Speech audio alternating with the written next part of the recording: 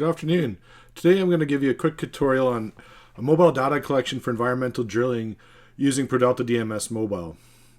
This is one of the many tools ProDelta has developed that utilizes both iOS and most Android devices for collecting field data and then automating the back end. This can be used for helping create a big database for area-based closure, automate exports such as drawings, chain of custodies, and borehole logs, and ultimately saving our clients money. So kind of first step is the logic. We start with our mobile device, which feeds into ProDelta DMS servers. From there, we're going to create a client portal, which everything's talking to each other in real time. Following that, as we get approvals and stuff from that, we can start automating the process of borehole logs, drawings, chain of custodies, and analytical data tabulation and interpretation can be automated and further analyzed through StatViz, which is a secondary software. Onto the tutorial, I'm going to hop right onto my device and do a screen share while I record this video. So the first thing you're going to do is open up ProDelta DMS. Once it's opened up, you'll see at the top here that there's a project button. Right here, when you click on this button, it'll list of all your projects. So if I delete any search criteria to put in all the projects I have connected to my device, our naming convention is client-lease location. For this one, we're going to call it ProDelta Demo. Click on it. And now you can see that I've done a few here. So on our home screen, there's a few buttons that I'd like to note about. The first one we have is our map button, which will show us the map. And if we click on the list button right here, list, it'll show you where we're at. So those are the first two buttons we'd like to go into. List will show you all the boreholes that you've created before. So you go back into map. Here is your location button. When you click on that, it'll zoom right into your location where you're at. And at the bottom here is your coordinates, your lease location, or your GPS data. So I'm working from home right now, so we're connected to the iOS core using the Wi-Fi connection. Our accuracy is 14 meters. When we're doing any drilling, we recommend using a Bad Elf GPS, which we'll provide. They mag mount to any drill rig, and there's a tutorial video on how to connect to the Bluetooth through that. So our next step after that is we're going to create a borehole log. So using this create feature button right down here at the bottom, we're going to create a quick note.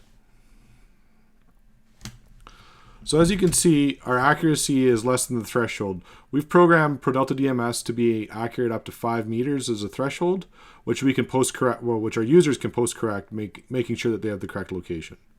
There's another fail-safe on this as well. So you can go add anyways, we can overwrite it, and it's going to jump right into the borehole details. So when you create this, wherever the GPS is where your coordinates will be at. So if you think you've got it too early, you can also check on the GPS auto capture, and that's going to type in your lat long. And additionally, if you had an RTK or some other system out there that you wanted to use, you can manually type in your northings and eastings using UTM coordinates. So now we're going to go through it. Collection date, done. Borehole ID is what your quick note name will be called. So we're going to call this borehole 4.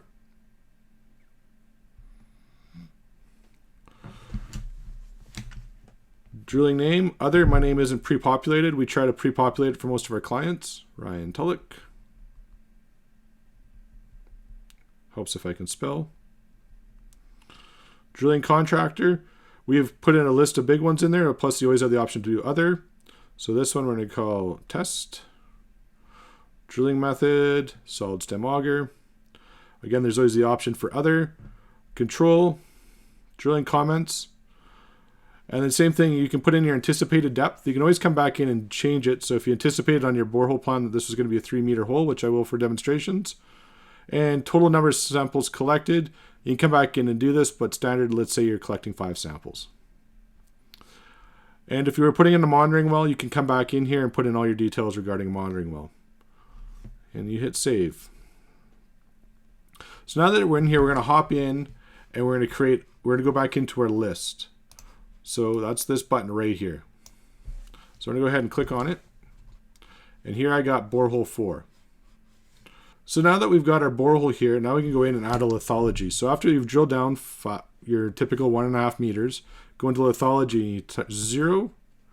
And as you're classifying, you could add more than one per solid, but let's just assume that for the 1.5 meters, it's completely the same. So end depth is 1.5. Stratigraphy the same as above? No. This will come into factor in a little bit. We're going to assume that we're in Fort St. John area and we've got a typical clay till. So we go clay with silt, with trace, gravel.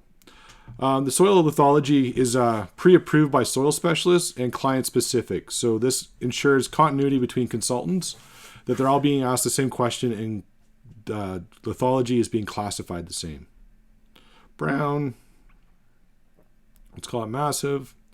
Disturbed, modeling, no. Staining observed, yes, yes. And here we can put in a quick note. At 0.8 meters, staining observed. And again, if you wanted to take a picture of that staining, you could just do that right here. Take a photo, save it. I gotta cancel that. Hit save. So now that we're in here, and you collected 3 soil samples in there, you would just go back into here, hit sample details. Again, this is the only other time you have to put in the borehole ID, which I'll explain later and why that's important. This helps auto-populate the chain of custody in the back end. Sample ID. This is client-specific, and the naming convention is completely up to them.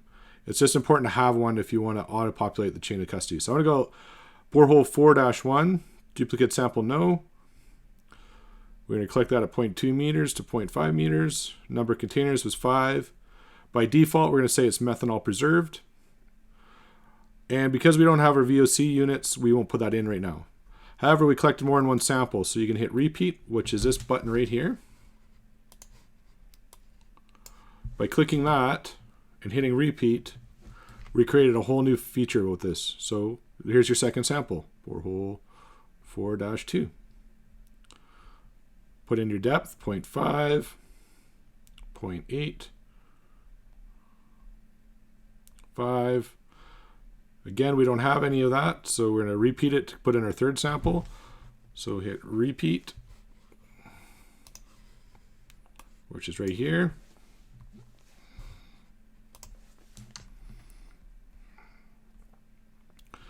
Enter text.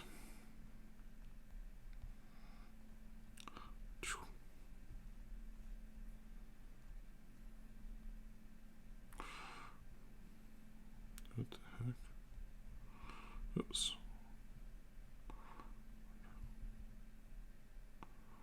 Borehole 4-3.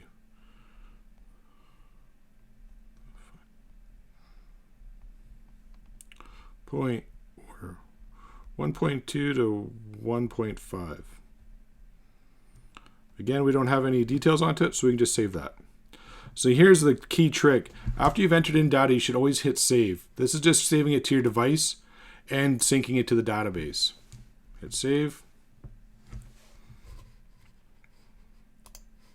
Failing to do that, it's like saving, not putting Word on autosave. So you always hop back into it and get all your old data. Oops. So we drill down another 1.5 meters. We go back into forms, add another lithology, 1.5 to 3.0 meters. And what we observed on this one is typically that's the same as above. So if you clicked yes, your soil major everything will default to not applicable. But if you have an observation that say, well, it's actually dark brown now, and we're seeing it as blocky and undisturbed, that would just be like making an observation on a historical borehole log form. And you'd also, if you wanted to write no staining observed,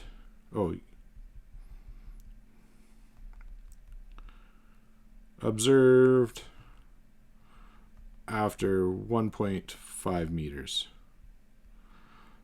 So you'd want to answer no and no to that. Save. So you collected a couple more samples. You just hop back in here. Repeat your group.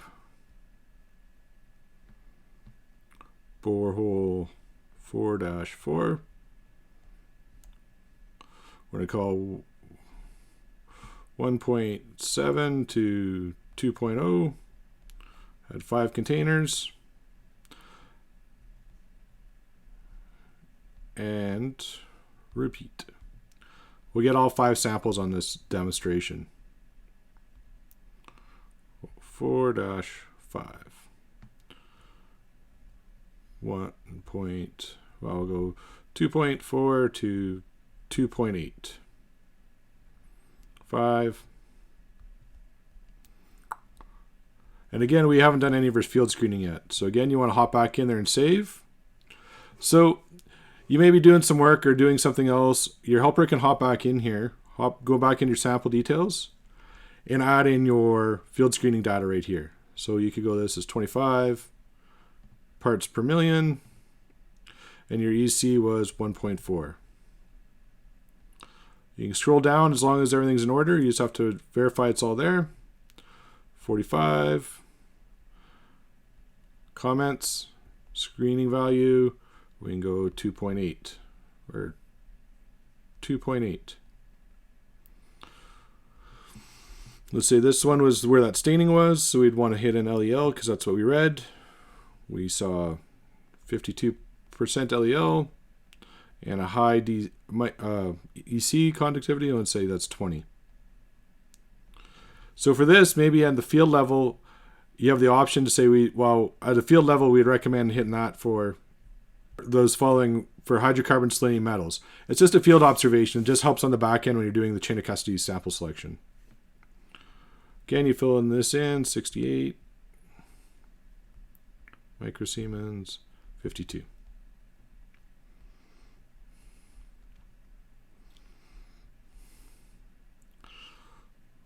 $180 microsiemens, 70. Save. Now your borehole is complete. The only trick to know is that if you have low cell connectivity, like I would do personally right now, where I only have 1 bar, I'm connected to Wi-Fi. This is where you'd want to use going into airplane mode. Please see our tutorial video on working in a low connectivity. Essentially, we just work in airplane mode to save all the data to your device, and then when you get back into cell phone coverage, you can sync it to the server. Well, I hope you found this very useful, and if you have any questions, please reach out to us on the link below. And please stay tuned for other tutorials on how do we auto-populate chain of custodies and other data format and edit data in our ProDelta DMS.app portal. Thanks a lot and have a great day.